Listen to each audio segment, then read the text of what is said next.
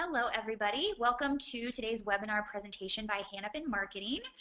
We are going to be covering PPC pain points in today's presentation, and we'll be looking at not only how to find them, but then also some ways to fix them. So really quick, before we go too far, I want to take a second to introduce you to myself and my co-presenter today, Cassie. My name is Kayla Kurtz. I'm the paid search consultant at Hannafin Marketing. I'm also a blogger at PPC Hero, and I love my Twitter, so definitely follow me. And Cassie, I'll let you go ahead and introduce yourself. Hey everyone, I'm Cassie O'Median. I'm an account manager at Hannafin Marketing, and I'm also a blogger at PPC Hero. And feel free to follow me on Twitter at Cass_O'Median.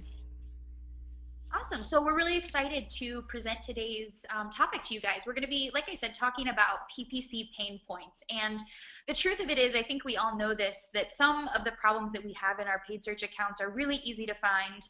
We can pick them out pretty quickly and find ways to go about fixing them. But then others are a little bit more difficult to find. They're slightly more subtle, and they may not be such an issue right now, but they can certainly lead to bigger problems down the road. So that doesn't make them any less priority just because they're small right now, because again, they can lead to something much bigger later. So specifically, we're going to talk about some of the pain points that we hear about most often here at Hannafin. So questions like, what's a good cost per click or click-through rate?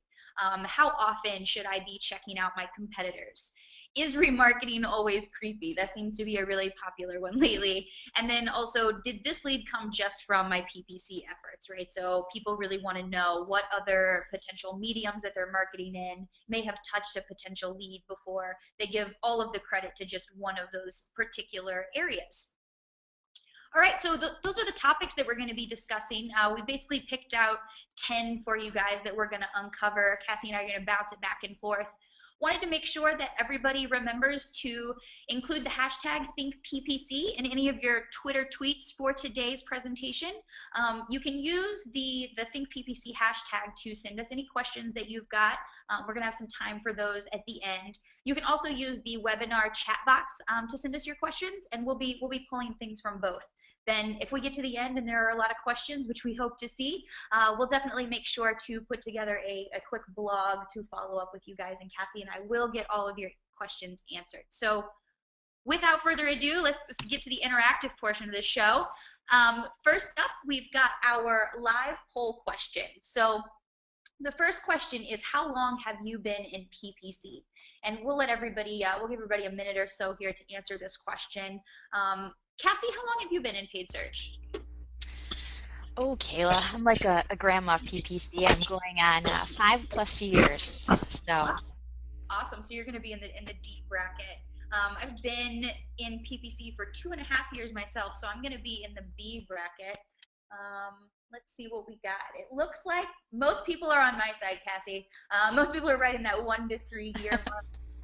And then we've got a pretty even dispersal, actually, from 3 to 5+ years. And right around a quarter of you have been in PPC for less than 1 year. So I think that the content we've got for you guys today is really going to hit on some of that basic stuff that may be a little bit better for those first year sort of beginner stages. And then we've also got some advanced stuff about attribution for you advanced users. So one more question for everybody. How do you manage your accounts? So this is a question about whether you manage your PPC accounts yourself, whether you're a part of a team that manages that account, if you outsource it to an agency similar to Hannafin, or if maybe you're in some sort of a hybrid area right now and you're considering rethinking how it's done currently, or maybe using a little bit of both.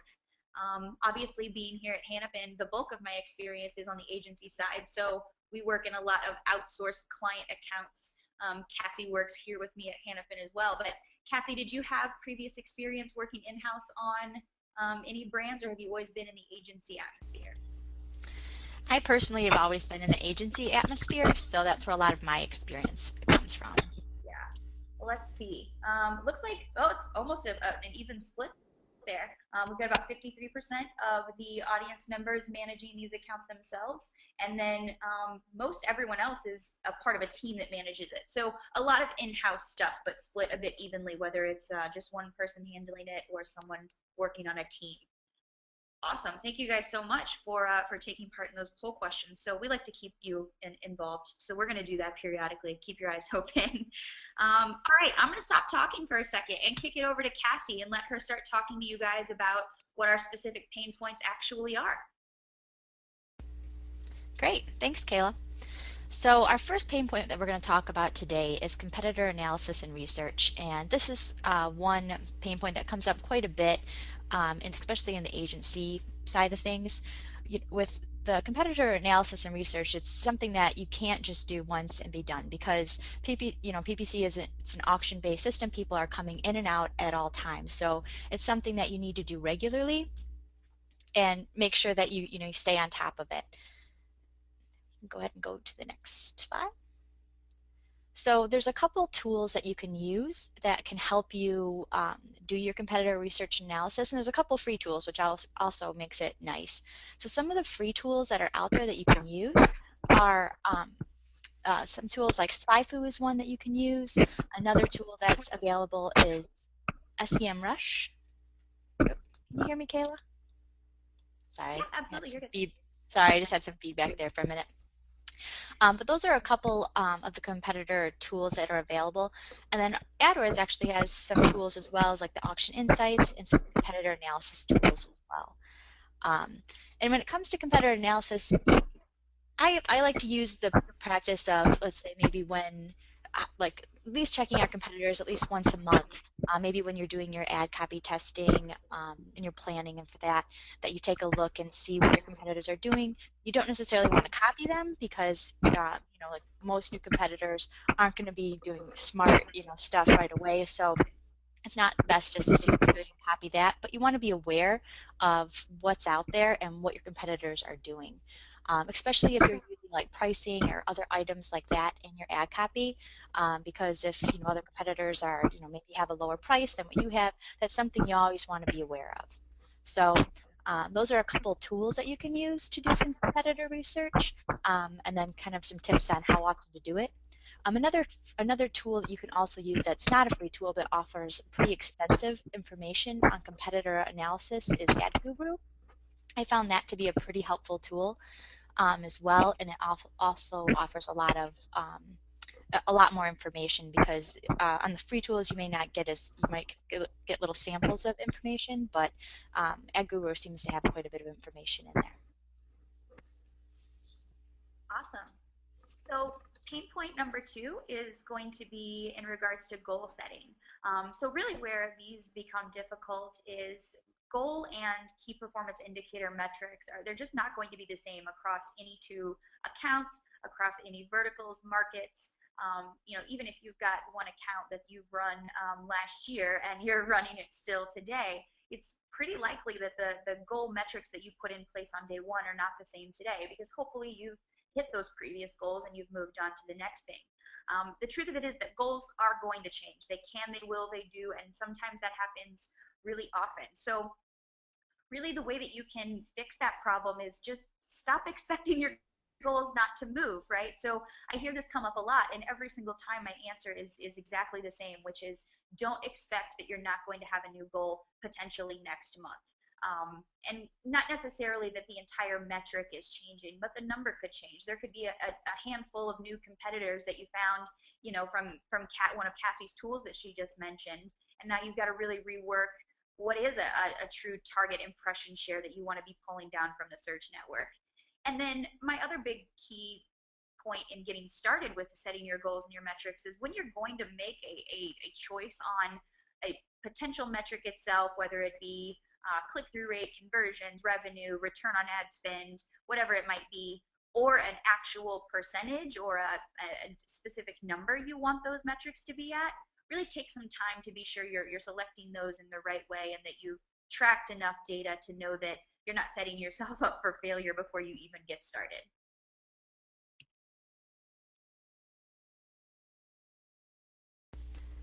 Cool. Moving on to the next pain point is the question is the average CPC and click-through rate. Everybody wants to know basically what is the best CPC or click-through rate for their vertical and account. Now, as most of us know, this is kind of a trick question. it's always changing. It's always moving. It's going to be different between industries. It's going to be between industries and different accounts and even different campaigns. So this is something that, is always, a question that comes up quite frequently. And the question and the answer to this is really, as long as it's always improving. So this is a great slide here. I mean, obviously you want like 110% click-through rate, but it's probably not possible. So as long as you're constantly doing things to improve that click-through rate, you will be helping move that forward. And a couple things that are also important about improving your click-through rate is that the click-through rate and CPC work very closely together, especially when it comes to your quality score. And one of the most important things that we can tie to the quality score is your click-through rate. So typically, if you have a higher click-through rate, you are going to see higher quality scores, which in turn would lead to lower CPCs. So the two work together, and it's important that you're always doing ad testing and doing different things to help improving your click-through rate. So to really answer that question, the main point for the CTR is that just constantly be working to make sure that it's improving. You can also use some of those competitor research tools like the SpyFu and that, just if you want to see kind of what kind of CTRs that the industry is using, but I wouldn't like hold it to it. It's just kind of use it maybe as just a benchmark, and then just constantly be working to improve your click-through rate within your account.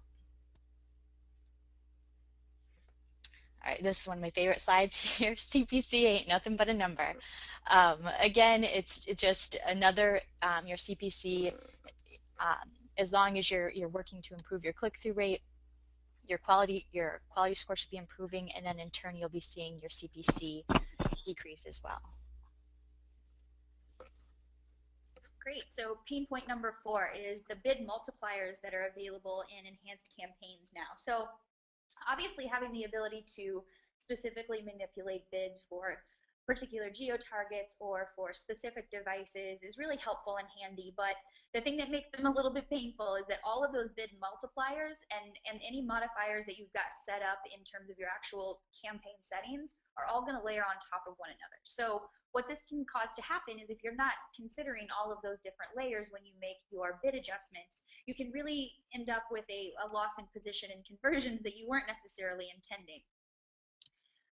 So first things first, I always preach this. Remove any auto bidding options you have set up. So set all of your campaigns to do a manual cost per click bidding optimization strategy. So having any of those auto bidding, enhanced CPC, any of those sort of things set up within the actual campaign settings themselves is just an extra layer that you're going to have to consider when you're putting in your geo and device targeted bid modifiers. So my first thing is just to remove any of those auto bidding options so that you can really use the geo target and the device and time options to your most benefit.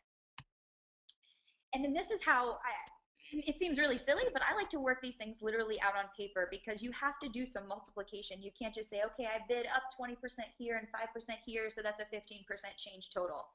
As you can see here, if you've got a click that comes in from the United States, so your original cost per click is $1, and you've said for any clicks from the United States, you're willing to bid 20% higher or $1.20 for that click. If that click comes in anytime Monday through Friday, that's fine. It's only going to apply that 20% bid increase. However, this is a Saturday, so you've actually said on Saturdays that those clicks are worth 5% less to you, so you've asked the system to bid you down to a 95-cent bid rather than $1 on Saturdays. So if a click comes in the United States on a Saturday, it would be somewhat logical to assume that it's going to be a total 15% increase because 20% minus 5% is 15. However, you have to do some true multiplication, and that says that your original bid is $1, so a 20% increase on that bid is $1.20.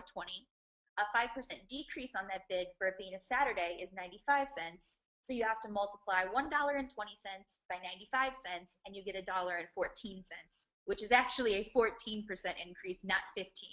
So that was a bunch of crazy math that I just threw at you guys, but it's 1% difference, and in this account, right, we're talking about a penny, but a 1% in an account where bids might be up in the $50 to $100 level, these kinds of things can really start to add on. So really take a second to step back. No, you don't necessarily have to take a piece of notebook paper to do this workout before you apply it, but really think about how those layers are all going to interact with one another before you set those bids up full time.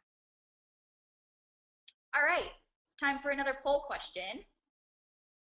This one is, what is your biggest hurdle when it comes to testing in your account? So this can be new locations, ad copy, particular networks or segments that you're not currently active in, really anything. So the 4 options we're going to give you guys are budget, whether you have control of the testing or not. So maybe you have a supervisor in your in-house position, or you need client permission if you're at an agency. You're maybe uncertain on where to start when it comes to testing, or you're not sure how to track tests or results. So we're going to go into discussing some of that here in just a little bit, with some specific geo-targets and things like that. So we're really curious to see what the biggest issue is that comes up when it comes to testing for you guys. It looks like most people said 2 things. Either they were uncertain where to start, or they weren't sure how to track those tests and results. And I think that's pretty common. Specifically speaking to that point on, uncertain of where to start, it takes a lot of creative juice to figure out what you want to do that's sort of new in an account, and to take a step back from the day-to-day analytical work that we've got to do. That's kind of difficult sometimes to switch gears that quickly. So all of that sounds really good. And then I think we're going to talk about some things here towards the end, specifically Cassie, is on how to track those tests and specific results on those new segments. So thank you guys so much. Appreciate it. All right, Cassie, back to you. All right, thanks, Kayla. So the next thing we're going to talk about, pain point here, is geo-targeting. So one of actually the benefits that has rolled out with the new enhanced campaign features is the ability to let us geo-target and adjust bid modifiers based on the geo-target information. The thing is, you just want to be careful when you're doing that, that you're not excluding, completely excluding different geo-targets, and that you're not bidding down things so far that you're just not giving them the opportunity to perform as well moving forward. So those are just a couple of the pain points, but also at the same time, the enhanced campaigns allow us to have some more flexibility there. So yeah, again, just to talk a little bit more about that, with the previously, before the enhanced campaigns rolled out, we would be segmenting campaigns by specific states, cities, maybe time zones even, and now that we can have kind of all that information in just one campaign and then make the adjustments within that, it's really been a little a time saver there, and allowed us to condense a lot of those extra campaigns that we had. So when it comes to this this is a good slide here too that talks a little bit more about when it comes to, you need to be careful that you don't necessarily, cut down the whole cherry tree here when you're excluding locations, and that, you don't want to just, pick very specific areas and just focus on those. It's nice now with the geo-targeting and the bid modifiers, we have a lot more information available right in that campaign, and you can make adjustments accordingly. And Kayla will talk a little bit more about some of the different layering options and all that it comes down to with the changing the bid modifiers with the new enhanced campaign structure.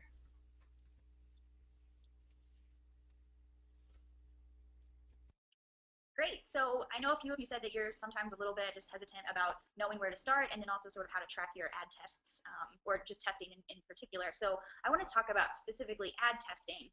And the thing that comes into play with ad testing in terms of it being sort of a painful area of account management is that you're never done with ad testing. So we touched on it a little bit earlier. Like what do you mean, what's a good click-through rate? Until you get to 100%, you've still got room to grow. So and to that end, don't get me started down the rabbit hole of how 100% click-through rate may not even be what you want, right? So ad testing is never going to end, because the odds are you're never getting to that perfectly sweet spot where every single click that's coming in is converting and it's all just perfect.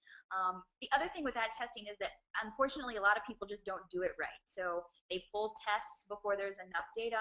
They spread it out over 8 different ads at one time, rather than really focusing in on 2 that have a very clear distinction of this is what makes these two ads different.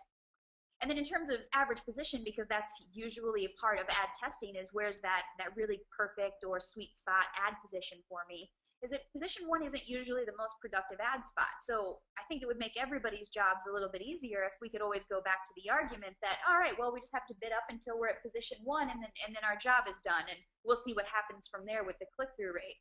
But the truth of it is, I've tested ads at position 1 and had really low conversion rates, and then moved them to a 4 or 5, and seen a lot more activity, not only from a click-through rate standpoint, but those users actually turning into conversions on the back end. So when it comes to handling the fact that the ad testing never ends, and you've always got something up next that you need to implement, I really recommend that you set some tests up now that you can use for the next few months. So carve out a few hours of your day in a particular week and dedicate it to setting up what we call our ad benefit matrix. So this is hosted on PPC Hero. You guys can get, it's a really quick little matrix that we threw together that basically says, take 5 features of your brand and 3 different benefits, and quite literally match those up together and make a whole bunch of different combinations of potential messages that you can run with. And then also target 5 different calls to action that you want to test out to match with those. So then you're looking at a pretty large number of ad tests that you can run. And I'd say that you're probably looking at least that many months worth. Depending on how much traffic you get, you could be looking at a whole year's worth of ad tests just in this one matrix that you can set up, like I said, in just a few hours, one day in January. So I really think that it's difficult to do. Like I said, time management is of the essence when it comes to paid search, but really taking some time to sit down and make these tests up now just be so much easier for you to implement when the time comes for the new test coming up. And then when it comes to, really just not doing it right in the first place, so setting up that matrix is one thing, but then you've got to turn those ads on and really run those tests. I strongly, strongly suggest that you all don't pull those tests until the statistical significance is built up. You can use AdWords campaigns experiments within the AdWords interface, at least, to make sure that there's sort of that extra catch to force you to look for it. It gives you the little chevrons to tell you whether it's go time or no time on a particular test, and those have always kept me honest. But if you're going to run these on a more manual testing basis, just be sure that you are monitoring not only whether you're equally splitting that traffic, whether you're really weighing it towards the control ad, because that's going to take a bit more time, and then just make sure that you've got at least a 99.5% assurance that when you choose that winning ad, it really is the winning ad. And Kayla, I was just going to mention, there was a couple other reports in AdWords, like the top verse other segment in your campaigns that you can take a look at to see where they're falling in, if that's the right place or whatnot, just to give you some more insight there. That's a really good call, absolutely, for the ad position portion. Thanks, Cassie. Sure. So moving on to the next pain point here is remarketing. So as we know, as Kayla mentioned in the beginning, that most of the time, it can come off just plain creepy because it's this ad is following you around, and if you're not clearing your cache, that it's going to be there for a while. And some other things too is that the remarketing is not just for Google anymore. There's several other networks that perform really well, and I've found a great success with remarketing campaigns in my accounts. Some of these different engines that offer some retargeting services are AdRoll, Criteo, Fetchback, Retargeter. These are just a few other networks that offer some different retargeting options. I've had a lot of experience lately with AdRoll, and I've had a lot of success with AdRoll.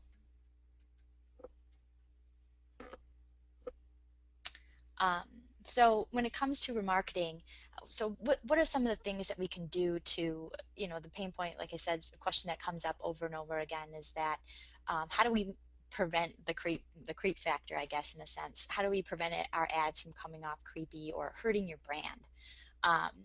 This little infographic here, I thought it was pretty funny that the longer you're following that person, the more creepy it becomes. So a couple different things that you can do to prevent it and to prevent your brand and your ads from coming off creepy is making sure that you're taking advantage of the custom list segmentations that are available.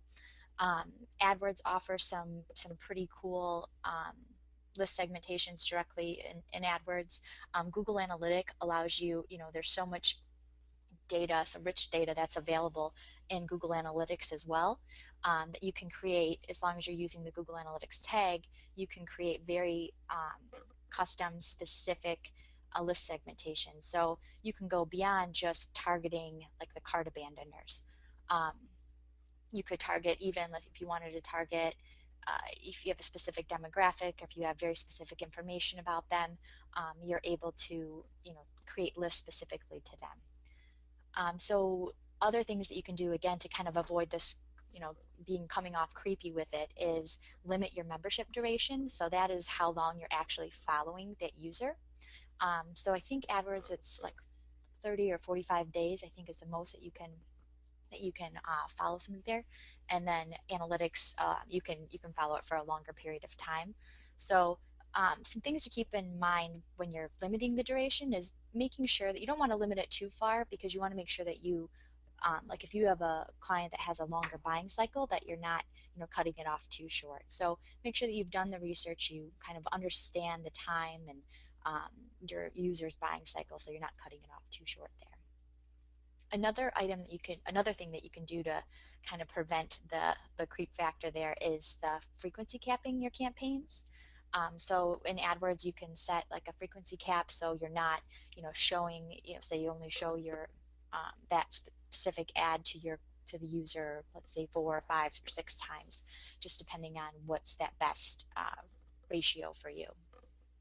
And one thing that's also important to do is with your list is that you want to make sure that you are excluding people that have previously purchased. So if you have the remarketing tag on there, it should be pretty easy just to go ahead and create another list that excludes them, because you don't want to, unless you don't want to be wasting your money on kind of targeting those users, or you can create other custom list segmentations from that.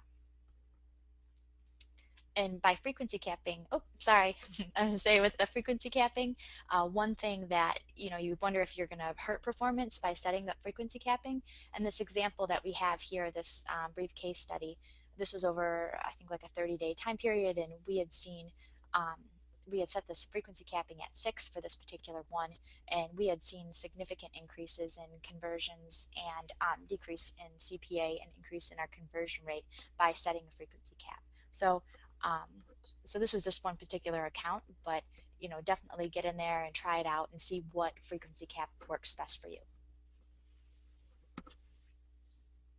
All right, so next topic here I'm going to talk about is assisted and lagging conversions. So this particular one is probably one of my personal pain points when it comes to managing accounts. I have a couple accounts that have a pretty long click to conversion time. So the amount of lagging conversions that we have coming in, we're tracking information through AdWords, and so the amount of lagging conversions that come in can change like 20 to 40% sometimes. So it's just it's important to make sure that you fully understand the the user's behavior from the click to conversion, um, and then understanding the terms that are assisting, or the channels that are assisting those conversions as well.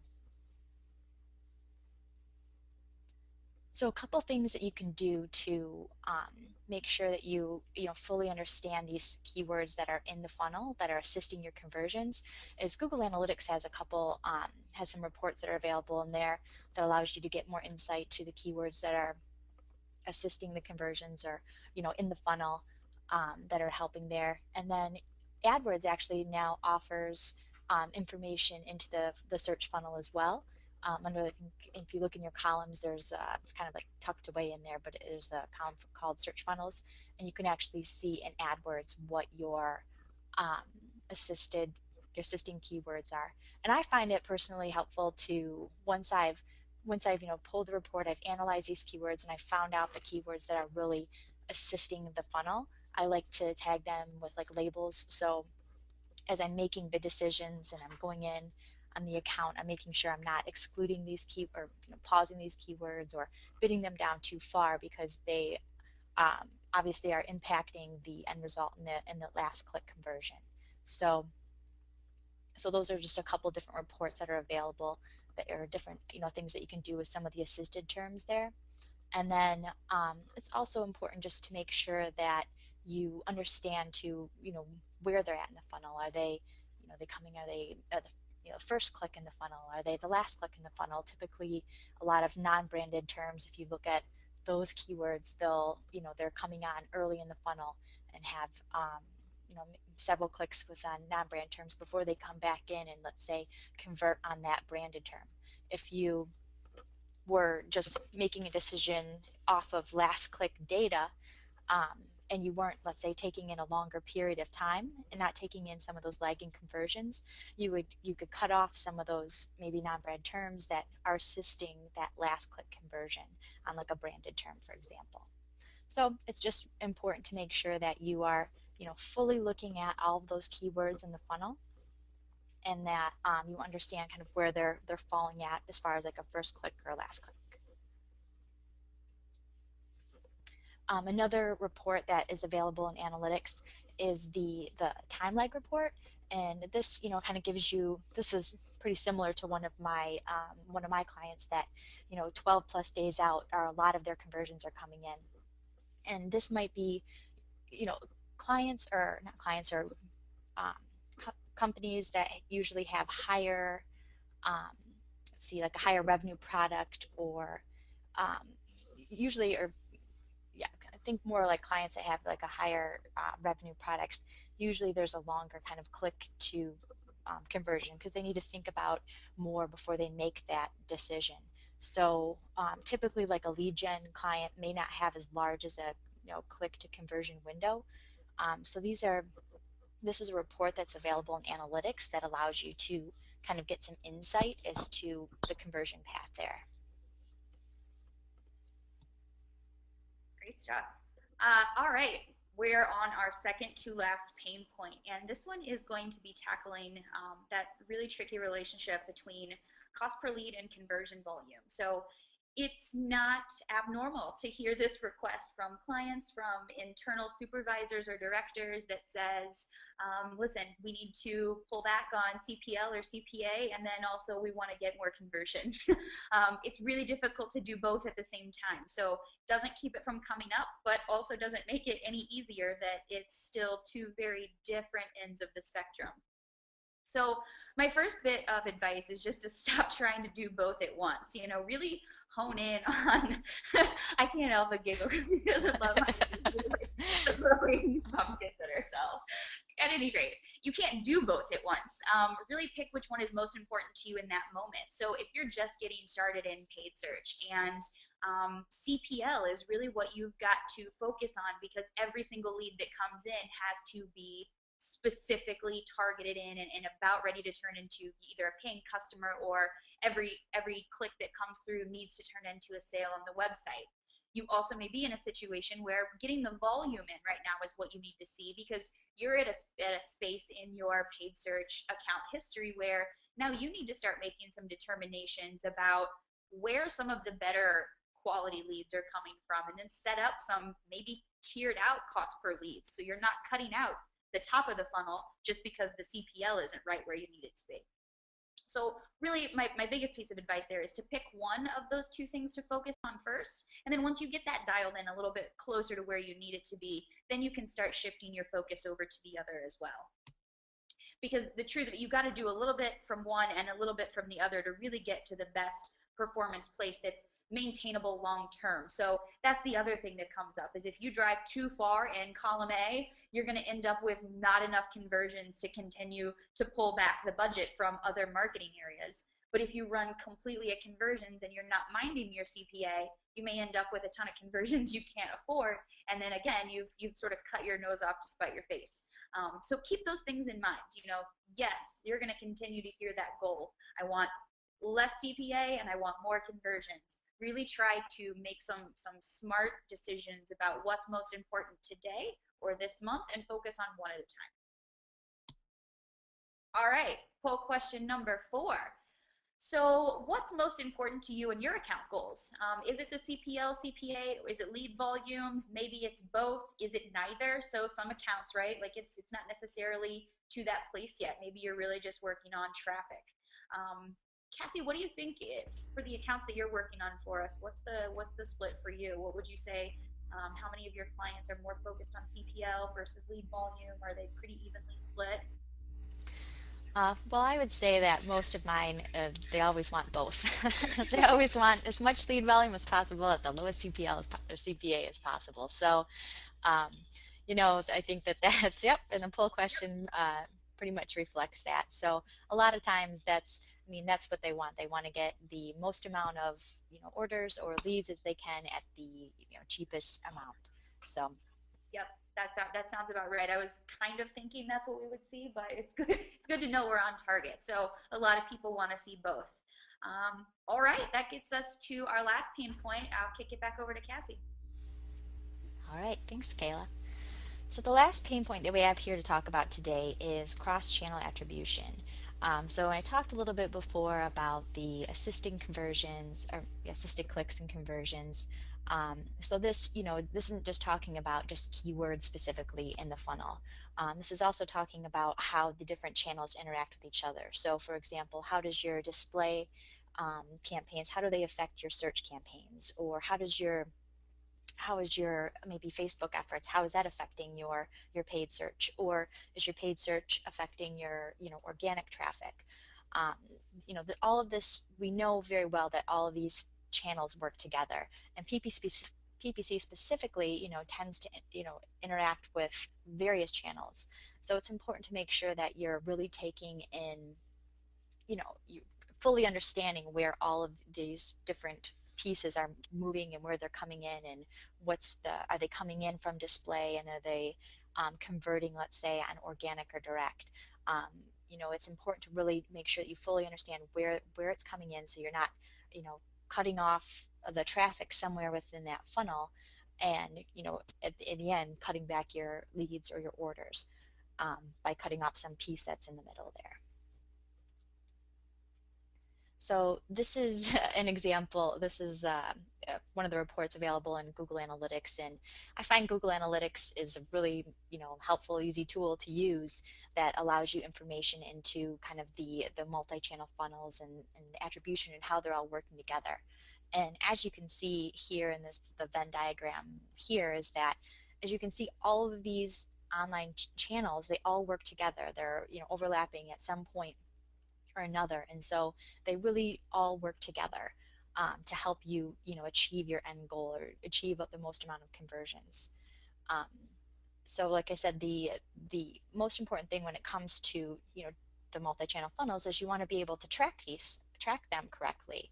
And so there's you want to make sure that all of your URLs are tagged. Let's say if you're using Google Analytics, you want to make sure that they all have the proper Google Analytics code on it, and that it has the right channel name, so it can attribute those conversions to the correct channel there. Um, I find that looking at in analytics, when I look at a lot of my campaigns, I find that the display campaigns at last, let's say as far as like a last look type thing, they may have a higher CPA or may look like they're not performing as well, but they heavily influence my paid search traffic and my organic and direct traffic. So that's just a personal experience there, but it's important to make sure, like you said, you're tracking that information and taking account to it and then optimizing from that information. Awesome. Well, that wraps up our portion of the content. The other good news is that we got some really great questions in the chat screen and also over Twitter. So, Cassie, if you're ready, you ready to start going through a few questions? Sure. Awesome. Okay, so the first one is, what are the best tools and resources for niche industries or goals?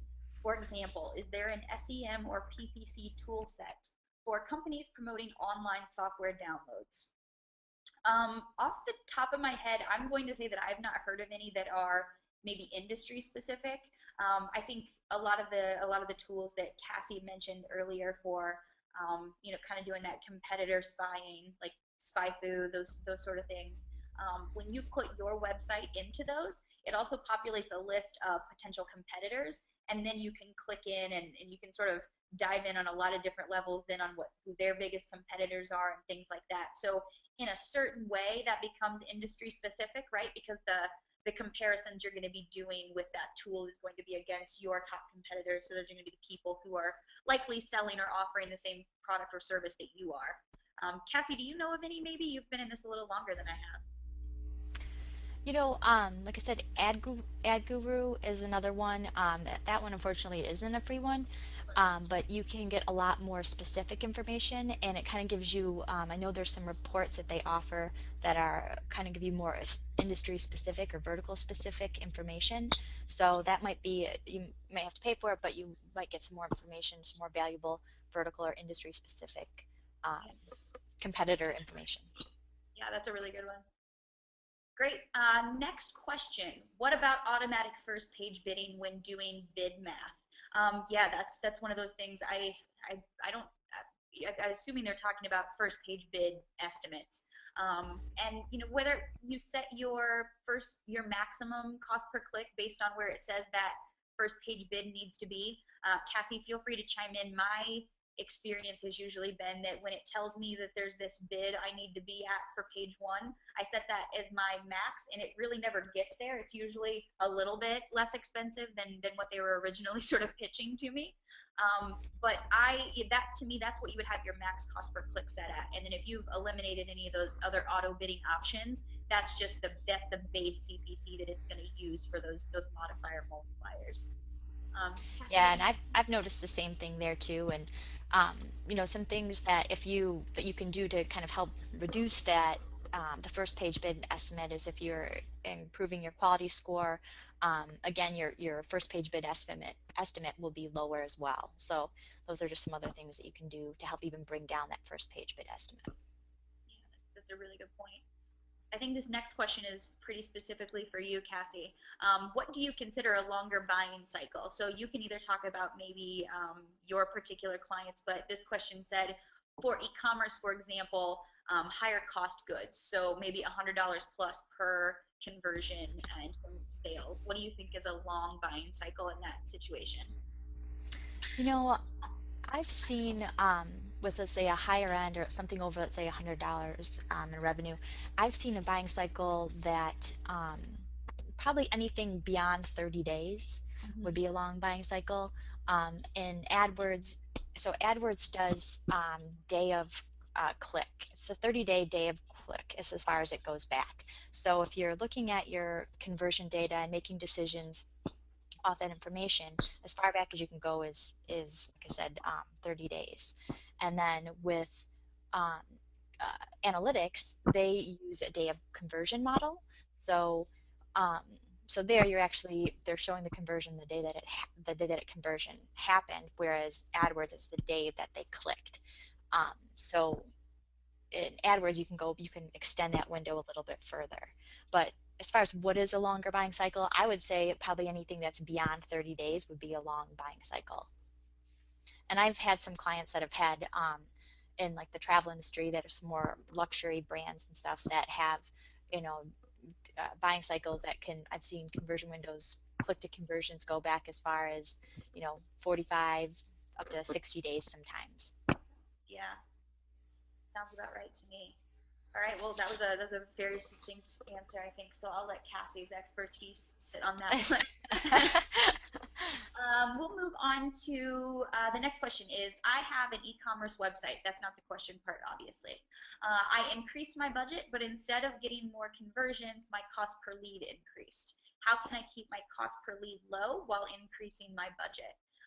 My first instinct in that situation is that you can't just increase your budget necessarily, your daily budget, or just jack up bids, right? Because that's potentially getting into that situation where we were just discussing previously with ad position that maybe top higher positions isn't really what you need from a conversion standpoint. Maybe better for click-through rate, but unless all those clicks turn into conversions, that's not a good use of your budget. I think that also the biggest way I increase my budget to find more conversions rather than increase my CPL is I go find different search queries. So pull out a search query report, find some new veins of keywords that have gotten close to converting or have contributed to conversions, and then really start testing out a few of those a little bit at a time rather than just necessarily jacking up your budgets. Cassie, you have any thoughts? Yeah, no, I mean, agree with you totally, Kayla. It's, there's two pieces to the puzzle there, the cost and then your actual conversion. So just by increasing your cost, if the leads aren't or the conversions aren't following, then that's what will happen. You'll see the lift in your CPA happen. So I agree with you, just looking at search queries and seeing if you can, invest that money into other terms that will help you get more conversions. Yeah. Somebody actually just asked the question that they said they get a lot of clicks, but the conversion volume is low. So what should they do? That's another one. I pull that search query report, see if there are some terms you're getting action for that aren't correct, and add them to your negatives list. And likewise, if you're getting a lot of clicks, check yourself out. Are you showing up in that sort of yellow highlighted box in the top 3 positions? One of my favorite things to talk about when it comes to paid search is searcher psychology, and there are a lot of people who will not click on one of those top 3 ads because it's just ingrained in them that none of those are accurate, right? Like they just assume that they have been whoever those advertisers are have just paid money to be there, and they don't necessarily have the right product or service, so they immediately go to those right hand column ads.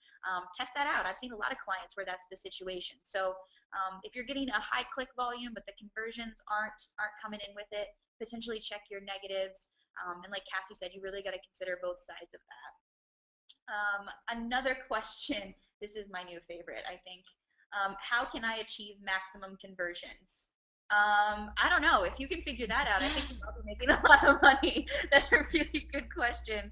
I also don't know. I think that there are very few situations where there is a maximum conversion situation, right? So again, unless I think maybe the closest you get to it is a hospitality situation where there are only so many beds in a hotel that you can fill from a conversion standpoint. But the turnover, right, is going to be so quick there that you may be talking about a few hours where you wouldn't, where you hit maximum conversions. I think that so something that's a little bit difficult to do, but try to find it when you're setting a goal for yourself, I guess, in terms of what your maximum conversions are for this quarter or something. Don't necessarily just make the goal for what you know you can hit. Try to push yourself a little bit further. It's a fairly broad question, and so I feel like we got a little bit answer it somewhat broadly as well. But Cassie, what are your thoughts on getting to a maximum conversion standpoint? Yeah, same thing. I just, make sure that, I mean, again, your maximum conversions is going to be different for each, account or company or, client at that in that particular vertical. If you have the budget too, if you have the money to put into it, just a couple of things to, make sure that, check to make sure that you're not, let's say, being capped by budget or something, because that could limit the amount that you're, the amount of conversions that you're able to bring in. So that's one thing to look at, is if you do have, budget and you want to, achieve more conversions, and making sure that your campaigns are camped by budget is also helpful. Mhm. We got time for a couple more questions. We've actually got 2 that are somewhat related. I think their responses are going to be really similar, so we can do those together. So the first one is, what are the options to reduce cost per click, and how long do we need to wait for better results? And then the second question says, I have a higher number of impressions and lower clicks, so obviously my click-through rate is low. What do I do? I stop that keyword, but what would you suggest? So first, pausing the keyword could certainly be an issue. I try to test out a couple of other things before I just go to a hard stop. So it's similarly related to how to reduce your cost per click overall. I'm gonna say, I think already for the 3rd time in this particular Q&A session, that search query reports are going to be really important to both of these. So that keyword that you pause, maybe the keyword isn't the problem. Maybe that keyword is also getting a lot of broad match action on some things that you need to block from a negative keyword standpoint. So then either your impressions decrease, so you're seeing fewer searches that populate your ad given that keyword, or you just quite frankly stop showing up for those higher positions at least. Same thing with reducing your cost per click. If you've got a particular keyword that it continues to increase and increase, and it's just difficult to get those higher positions, to get the click-through rate, to get the quality scores up so that you can afford them, you can really start to do some negative work with a search query report and get there. I think at the second half of that question, I guess, is how long you have to wait for better results.